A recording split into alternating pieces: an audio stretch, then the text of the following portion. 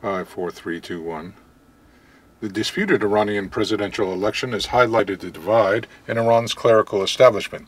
Conservative religious scholars welcomed the re-election of President Mahmoud Ahmadinejad, while reformist religious figures have criticized the results.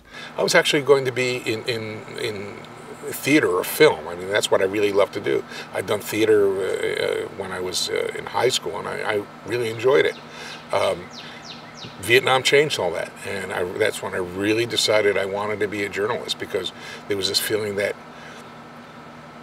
something bad like this happens. You want to do something to make sure that it won't happen again, or at least if it does happen, people know what is happening and why it's happening. And that's what caused me to become a journalist.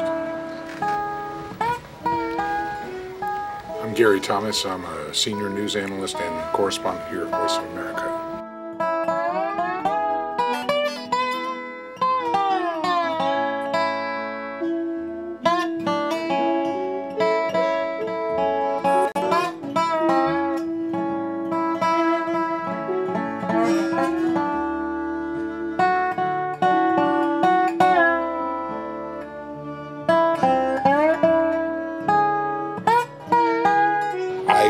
Decided I wanted to try and be a journalist.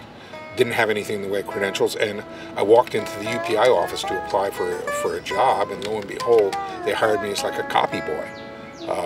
I'll never forget, I walked into the office wearing the only suit I had, and I didn't have any dress shoes, so I was wearing combat boots. I can hold on to believing this living's just a hard way to go.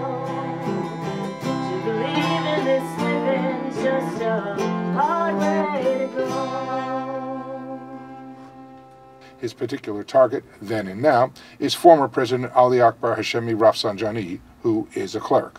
News can be gloomy, and having music does give you an outlet to sort of dispel the black clouds over your head. You know, when you get a little depressed, frankly, about some of the stuff that you're writing about or that you're reading, music can get you through that. The first war I covered was the Afghan war, what we call the Soviet War, where Soviet troops were battling the Afghan Mujahideen, Afghan rebels, which the United States and Pakistan were supporting. So that was the first war that I did cover. Went in covering on both sides, both from the Mujahideen side and the government side.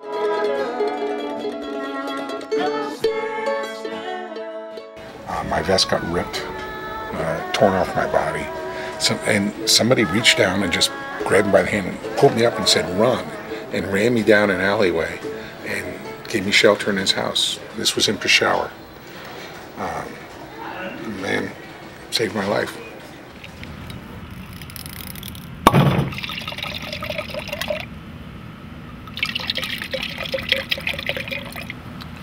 Wine has always fascinated me because it's so individual.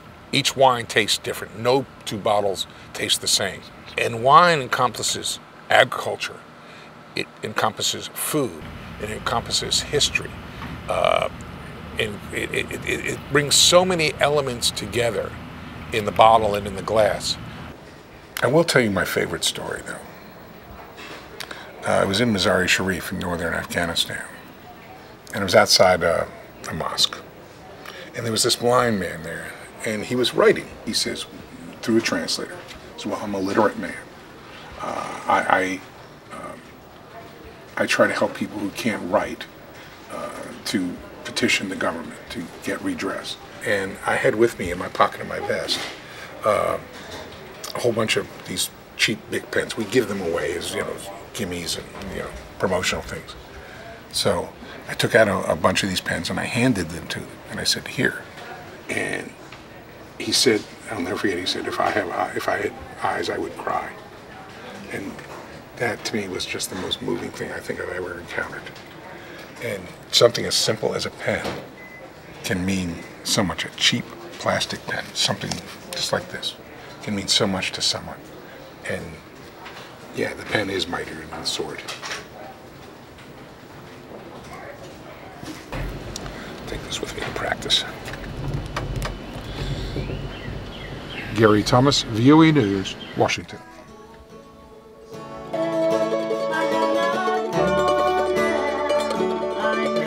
go.